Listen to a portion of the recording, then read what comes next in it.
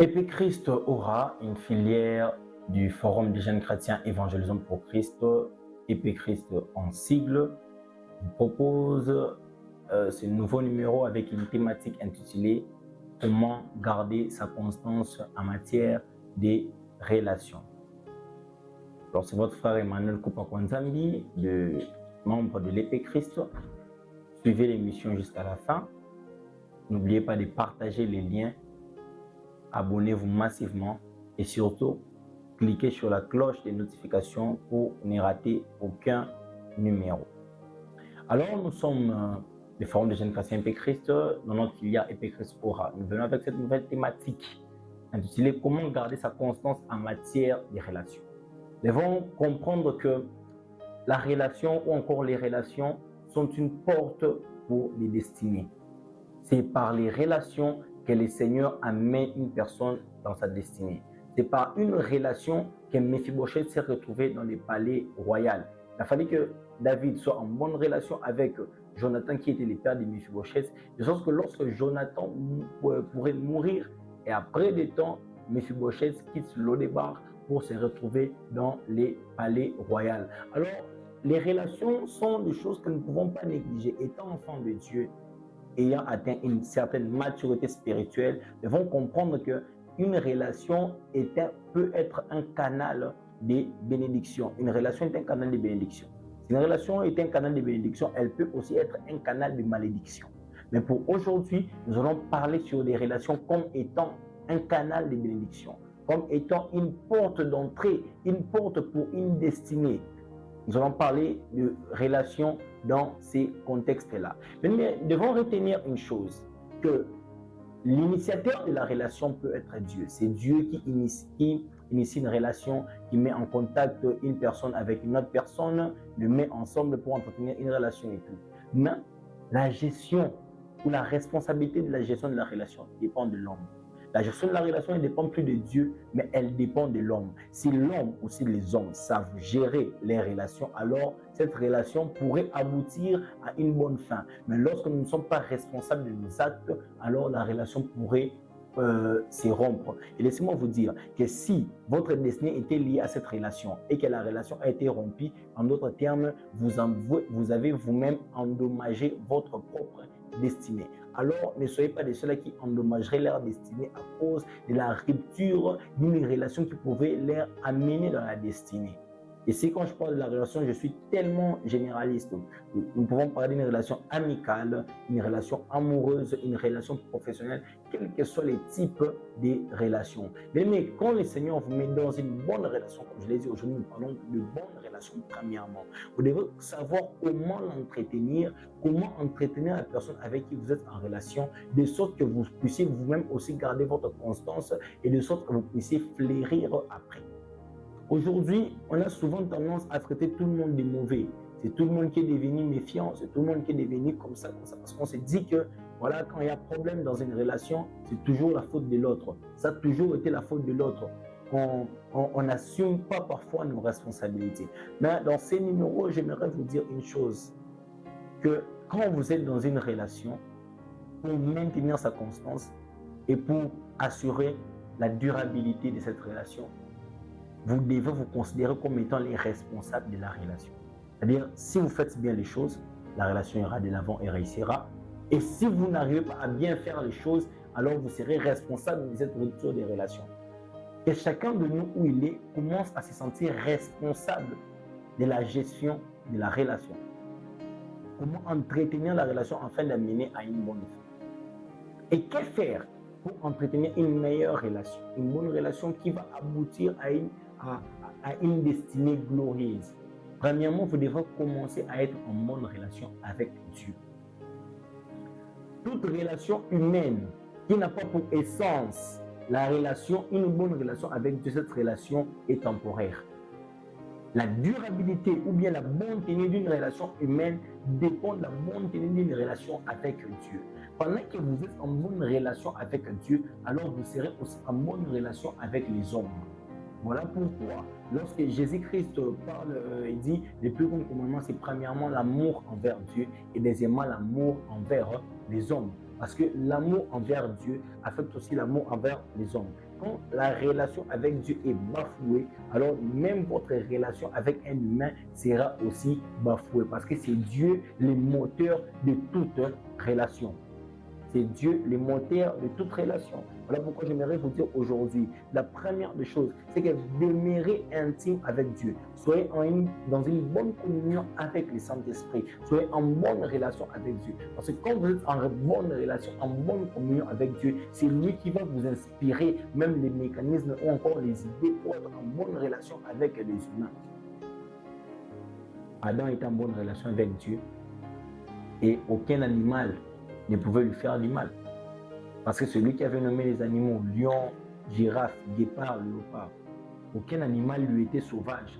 Pourquoi? Parce qu'il était en bonne relation avec Dieu. Mais après avoir perdu sa bonne relation avec Dieu, il y a des animaux qui lui sont devenus sauvages.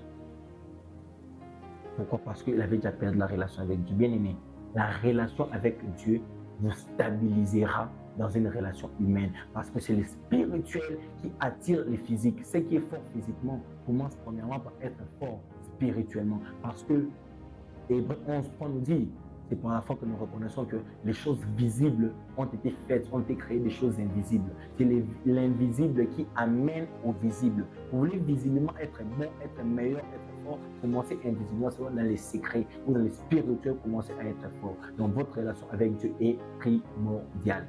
La deuxième des choses, pour bien maintenir une relation qui pourra vous amener dans une destinée glorieuse, vous devrez être en bonne relation avec vous-même. Parce qu'aujourd'hui, pourquoi je dis ça? Aujourd'hui, il y a des ceux qui ne sont même pas en bonne relation avec eux-mêmes. C'est-à-dire, leur esprit et leur corps sont en désaccord. Leur partie invisible et leur partie visible sont en désaccord. Les corps n'arrivent pas à refléter ce qu'est l'esprit. Et quand votre corps n'arriverait pas à refléter ce qu'est votre esprit, vous serez en désaccord avec vous-même. Et un homme qui est en désaccord avec lui-même ne saura pas être en accord avec les autres. Votre âme, votre esprit, votre âme et votre corps doivent être en accord. C'est-à-dire quoi? Même vos émotions, même vos sentiments doivent être bien gérés. Votre corps et votre âme doivent atteindre la dimension de votre esprit, que vous soyez un avec votre esprit, parce qu'en réalité, dans l'homme, c'est l'esprit. Quand vous êtes un avec votre esprit, alors vous saurez comment vous stabiliser vous-même, qu'elle soit émotionnellement, qu'elle soit mentalement, qu'elle soit même physiquement. Commencez à être en accord avec votre esprit. Que votre corps et votre esprit ne parlent pas deux langages différents, mais que votre esprit et votre corps parlent un langage différent, un même langage. Quand je parle de votre esprit, je vois votre nature, parce que toujours dans Epicris Aura, il y aura une autre thématique, on parlera de maintenir la conscience de sa nature. Mais votre nature qui est votre esprit, parce que le véritable vous, ce n'est pas votre chair, mais c'est votre esprit. Alors votre corps doit être en harmonie avec votre nature, avec ce que vous êtes réellement. Vos émotions, vos réactions, vos agissements doivent refléter ce que vous êtes, ce que votre esprit est. Commencez par être en bonne relation avec Dieu, deuxièmement en bonne relation avec vous-même. Et troisièmement, vous commencez maintenant à voir la société, voir la personne avec qui vous êtes en relation, voir la relation que vous entretenez. Pour bien entretenir sa relation, pour être en bon terme avec Dieu, en bon terme avec vous-même, bien aimé, je vais vous donner un petit secret. Privilégiez plus vos devoirs que vos droits. C'est l'une des choses qui vous permettront d'être responsable, qui vous permettra d'être responsable dans votre relation et aussi bien entretenir une relation qui pourrait aboutir à la grandeur, à l'élévation. Privilégiez plus vos devoirs que vos droits. Ne soyez pas de ceux-là qui entrent en relation pour recevoir, mais votre préoccupation doit être donnée. Parce qu'il y a plus de bonheur à donner qu'à recevoir. La beauté d'une relation, c'est lorsqu'on est capable à donner sans pourtant s'attendre à quelque chose. Bien aimé, et j'aimerais aussi vous dire une chose. Dans une relation, vous devez vivre en amour. Et laissez-moi vous dire que pour que cet amour soit efficace, l'amour ne doit pas être considéré comme un droit, mais l'amour doit être considéré comme un devoir. Vous devrez aimer parce que vous avez le devoir, l'obligation d'aimer. Vous ne cherchez pas à attendre l'amour comme un droit au préalable, mais aimez plutôt parce que c'est votre devoir d'aimer. Aimer comme un devoir. L'amour est un devoir et non un droit. Mettez plus en avant vos devoirs que vos droits. Qu'est-ce que vous devrez faire et non qu'est-ce que vous devrez recevoir. Plus vous serez focalisé sur vos droits, plus vous serez en train de déchirer petit à petit votre relation. Mais plus vous serez focalisé sur vos devoirs et comment les accomplir, plus vous serez en train d'entretenir en bien votre relation. Mettez en avant vos devoirs. Qu'est-ce que vous devez faire? Venez pour construire et non pour rechercher. Même dans une relation amoureuse, plusieurs n'ont pas vécu un bonheur heureux parce qu'ils ont voulu, dans les mariages, venir trouver déjà un bonheur. Non, quand on entre en relation, même dans une relation amoureuse, conjugale, on ne vient pas pour trouver un bonheur, mais on vient pour construire un bonheur. Apprenez à ayez cette attitude-là de construire quelque chose ensemble. Et aussi, nous sommes des personnes différentes. D'office, nous avons des caractères différents. Savoir que l'autre n'est pas comme moi, l'autre n'est pas moi, il a un caractère différent que moi. Alors, je dois comprendre son caractère et adapter mon comportement ou mes attitudes parfois à son caractère, de sorte à l'aider et de sorte à maintenir un bon tempérament et une bonne température dans une relation. Cherchez toujours à créer cette compatibilité des caractères afin d'avoir une harmonie dans votre relation. Parce que quand l'un reste dans ses attitudes, caractère, comportement, l'autre idem, il n'y aura pas de pont, il n'y aura pas de terrain d'attente. Alors trouvez un terrain d'attente où il y aura un équilibre entre votre caractère et le caractère de la personne avec qui vous êtes en relation. Tout ça pourquoi?